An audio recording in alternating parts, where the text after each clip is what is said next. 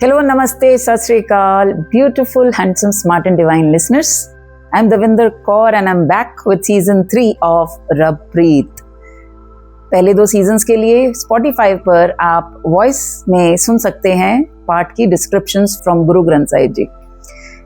In season 3 we gonna decode life through Gurbani. पिछले episode में हमने बात की गुरबानी या गुरु ग्रंथ साहिब जी हैं क्या।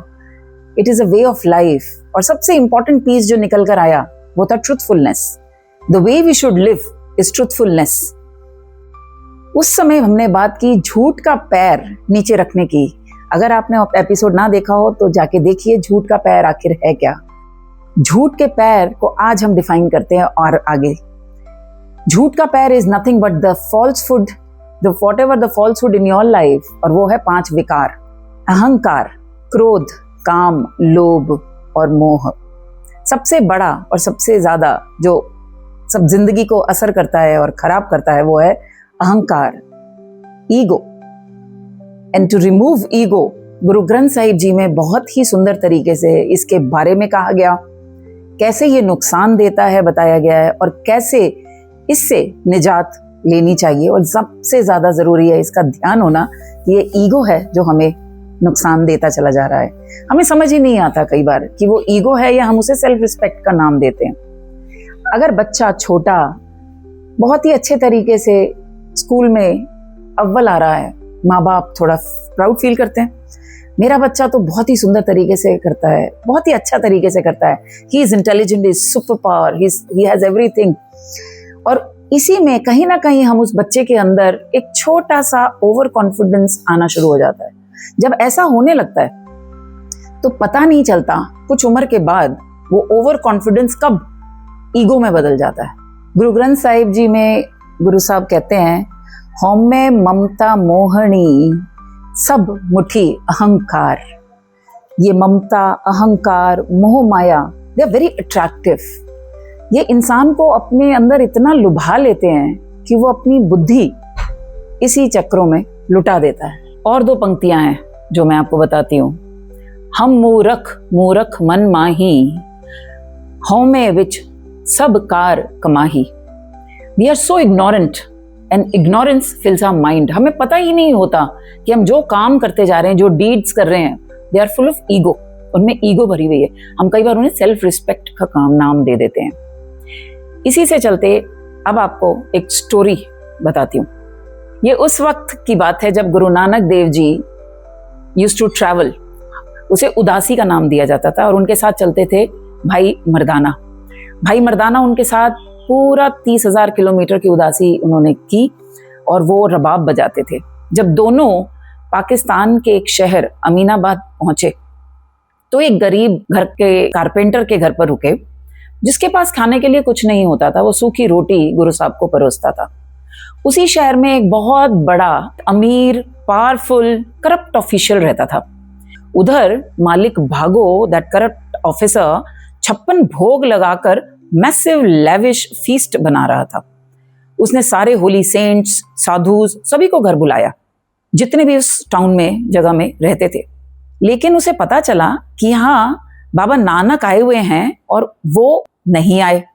उसे बहुत तेज गुस्सा आया। उसे कहा, ऐसा कैसे हो सकता है कि मैंने 56 भोग लगाया और बाबा नानक मेरे यहाँ ना आकर भाई लालो के यहाँ सूखी रोटी खा रहे हैं। अपने सिपाहियों को भेजा और बाबा नानक को बुलवाया। बाबा नानक आए तक उनसे तर्क करने लगा। मेरे घर का डिलीशियस रिच फूड खाने की बजाय आप नीच जाति के घर में सूखी रोटी क्यों खा रहे हैं? नानक जी ने भाई लालो से कहा, अपनी सूखी रोटी लेकर आओ।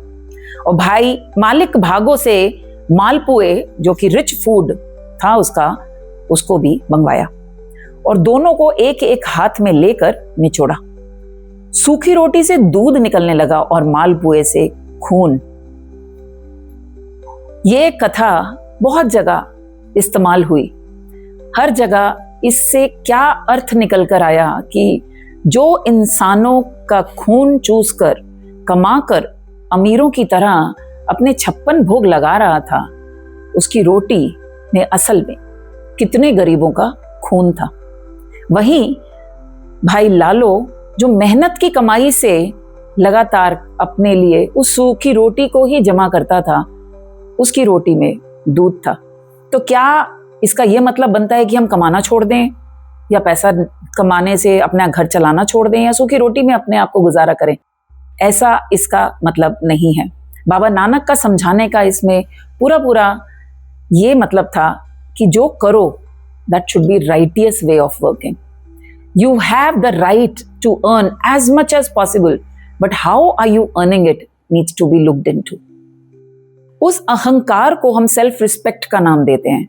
उस अहंकार पे हमने काम कैसे करना है, ये भी गुरु ग्रंथ साहिब जी में बताया गया। गुर प्रसादी होमे जाए, आपे बक्से लय मिलाए। जब मालिक भागो को गुरु नानक देव जी ने ये सीख दी कि तू क्या कर रहा है, he became humble, he asked for forgiveness. उसने माफिया मांगी कि मुझे आप बख्श दें। तो क्या था वो था गुरु प्रसाद। जब ऊपर वाले ने, बाबा नानक ने उसे गुरु प्रसाद दिया, वो नॉलेज दी, वो विजडम दी कि what is the righteous way of life, he understood. और क्या सीखा वहां पर उसने? बीइंग हम्बल, फॉरगिवनेस, अपने आप को भी फॉरगिवनेस। तो आज की जिंदगी में हम उससे क्या लर्निंग ले सकते हैं? Very clearly, whenever you understand that we possibly working out of ego, the simple thing is to be humble.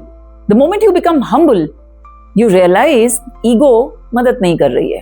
और humble कैसे हो? humble होने का तरीका है सेवा। इसीलिए कहते हैं गुरु घर जाओ और सेवा करो, क्योंकि जब हम सेवा करने जाते हैं और जब हम गुरु के वहां चरणों में जाके अगर किसी के जूतों की, किसी के झूठे बर्तनों की सेवा करते हैं, we become compassionate towards others. We become humble. The moment we become humble, ego does not stay within. इसी से ये भी समझ आता है कि जब जपजी साहिब में ये बात कही गई, नानक हुक्मे जय बुझे ते हमें कहे ना कोई, यानी जब वो उस ऊपर वाले के हुक्म में हम आ जाते हैं, जब उसकी बात को मान लेते हैं, यानी जब वो राइटियस बिहेवियर हमें बताते हैं और उसमें हम जीना सीख जाएं, तो हमें यानी कि ego gets eradicated. It is so true and applicable. It is a point when we need to learn and apply on ourselves. Kabir ji ने ये बात कही है, जब लग मेरी मेरी करे तब लग काज एक ना सारे, जब मेरी मेरी मिट जाए तब सब काज सवारे. जब तक तू मैं मेरी मेरी करता है, तेरा एक काम नहीं बनता, और जैसे ही तेरी मेरी मेरी मिट जाती है, तेरे सारे काम बनने लग जाते हैं. ऐसा कैसे होता है? सोच के देखिए कभी. अब कुछ लोग हो सकता है इस बात को कहें कि मैं ऊपर वाले को नहीं मानता, तो खुद के ऊपर भी अगर विश्वास करें तो ये 2 पंक्तियों पर ध्यान दीजिए. हौमे धीरग रोग है, दारू भी इस माहे, कृपा करे जे आपनी ता गुर का शब्द कमाहे. हौमे इतना बड़ा रोग है, इतना पुराना और गहरा रोग है कि अंदर ही अंदर आपको शरीर को खोखला कर देता है, आपके मन को खोखला कर देता है. कहते हैं जब आप उसको काम करना शुरू करें तो दवा भी आप ही के अंदर है. जब उस दवा को आप पहचाने, अपनाएं, तो खुद ब खुद उस ऊपर वाले के सिमरन में, उस ऊपर वाले की याद में जुड़ जाते हैं और खुद ही आप अपने आप को किसी सुरक्षा कवच में पाते हैं. With this, let's conclude this episode and we meet again in next episode with another Jhoot Ka Pair, which is Krodh. And here, Davinder Kaur signing off with gratitude, love, happiness and lot of blessings to you from me. Stay blessed. Vaheguru Ji Ka Khalsa, Vaheguru Ji Ki Fateh.